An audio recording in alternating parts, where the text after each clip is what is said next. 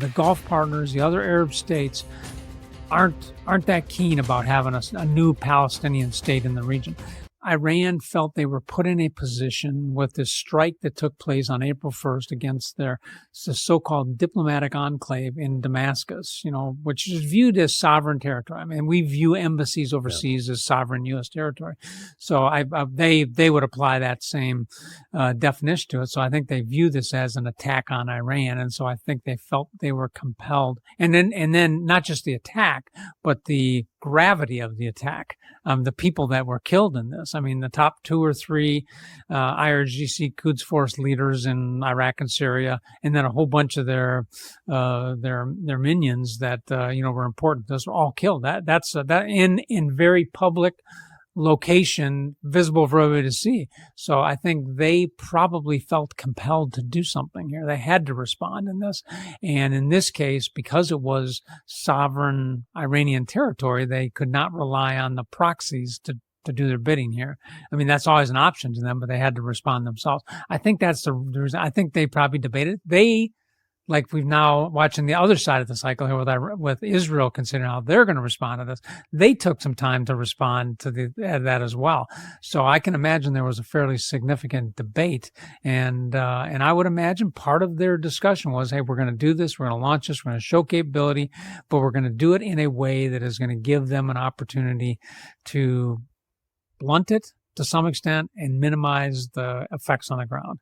And I think that's what they did. I'm a little cautious about saying that because I don't want to downplay what Israel and the United States and UK and France and Jordan did to defend. That's a significant defense of Israel. But I think there was a lot to it, and I think that's the way they think about these kinds of things. I mean, they're so quickly coming out and saying, "This is it, we're done, concluded. Let's move on." Yeah, I think that's how they think about it.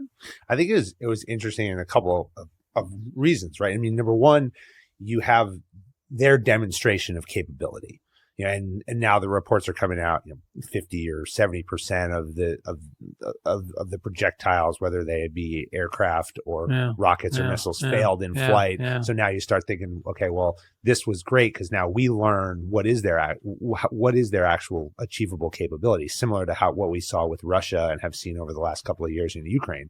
Do they have the combat capability that they say they have? But at the same time, it also exercised the capabilities on the Israeli side and the U.S. and the Jordanians, and it almost drew out who in the region was going to back Israel. Really interesting, I think. Really interesting. So you have to, think about, were those the conversations that are being had? Yeah. I've done several media engagements lately, and I get a version of this question right here. Like, what does this say about integrated air defense across the region? And my answer is, here's what it says. It says that Israel, with the United States, with the UK, with Jordan, with France, are able to defend Israel. It doesn't say much about integrated air defense in the region. It's a wake-up call to the Gulf states to pay attention to this. And I can tell you, as a CENTCOM commander, this was always a concern. I mean, the countries have the capabilities, but what they lack is the integration gene that kind of brings it all together. The level of mutual trust from country to country that what you're doing will protect me and what I'm doing will protect you kind of approach. And that has to be sussed out more with the Gulf partners. They have to be taking a really close look at what happened here. I want to ask about the Gulf partners because we've seen since Hamas's incursion in Israel, we've seen varying degrees of response from the Gulf partners, whether it be Saudi Arabia, Qatar, the UAE. There's been a lot of silence, though, as well, especially from a nation like Saudi Arabia, who, the discussions prior to October 7th were, well, the Saudis are working with the Israelis. They want to find some common ground. What do you make of the relative silence out of the Saudis? And then how do you assess the oil states, the Gulf states, and their willingness to get involved? Yeah. So, one of the people that I've read a lot, who I've tried to follow on just learning more and more about the Middle East is our former ambassador, Ryan Crocker. He has seen this for decades. He's got a ton of knowledge on the area and insights, and he's been at all the kind of the flashpoints throughout the region.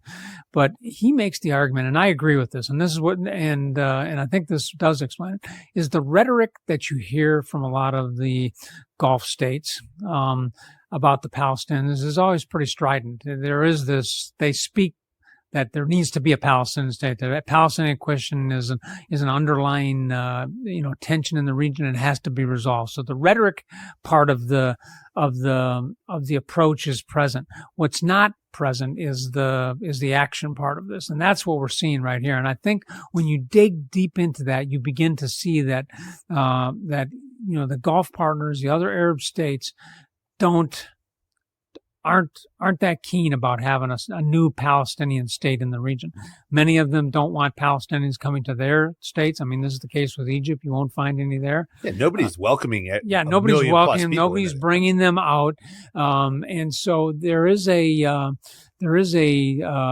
word deed mismatch here that is taking place with the Gulf states. I think they are concerned about some of the leadership that that Hamas has, that the PLO has had in the past, and they're concerned that revolutionary aspect of it will come to their countries and destabilize or further destabilize the situation. I think it's really important to look at the trajectory of what each of those Gulf countries have been through over the last several years. Just take, for example, Saudi Arabia, now largely led by the Crown Prince. I mean, and his focus has been on the 2030 plan, economic diversity. Let's think about the future. Let's open it up. Let's become more here than we can be. And I think that you see that replicated across the region. They are focused on other things, and I think they view the action part of the Palestinian challenge here as a threat to them. So there's a real serious say-do gap here with the Gulf states over this. Yeah, I want to circle back on the dime piece for a second, because we kind of hit a bunch of it. We talked a bit about the diplomatic aspect of some of these dealings. We talked a little bit about the information warfare that goes on, certainly military capability. You mentioned Saudi Arabia has this economic vision, and I would argue that they've done a pretty good job of executing on that. Yeah. I mean, even they almost took over the PGA. Or I was at a conference last spring of 23, and I was held at a location out by this new city, Neom, this new city they're building, and I sat next to a young Saudi woman who was in this group we were in, and I got chatting with her. She spoke perfect English, and she could not be more excited about the direction that her country was going under the Crown Prince in terms of doing new things, opening things up, theaters, concerts, all this kinds of stuff. So there's definitely something happening in these countries. Saudi Arabia you go to now is not the Saudi Arabia you went to 5 or 10 years ago. That's for sure. What do you think our strategy should be when we break those down, when we look at those 4 factors of national power? I mean, where do we need to focus?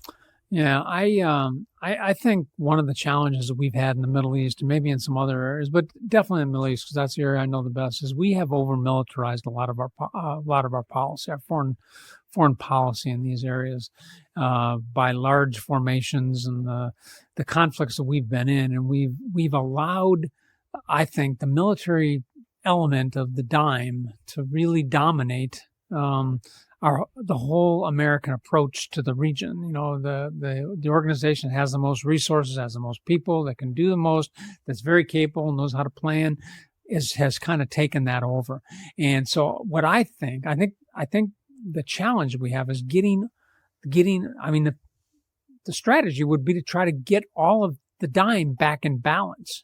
Where diplomacy is leading, there's a strong information component to it that is talking about our values, talking about our interests, not only to the region, but to our people, to make sure they understand why this is important, and, that we are moving investments into the area. This is one of the challenges I heard in Saudi Arabia when I was there a year ago was, they're doing all this stuff up in the northwestern part of the country in this fantastic city they've got envisioned up there, but they're not getting the Western investment that they need, nor from the United States. So that has to be balanced out. So I think we have to have a more balanced approach to the region, and we need to be leading with diplomacy. I like the idea of partnership. That's really important. Being seen as a trusted partner, I think is probably a good approach for us to take and be seen as that. And we haven't always been that. We've largely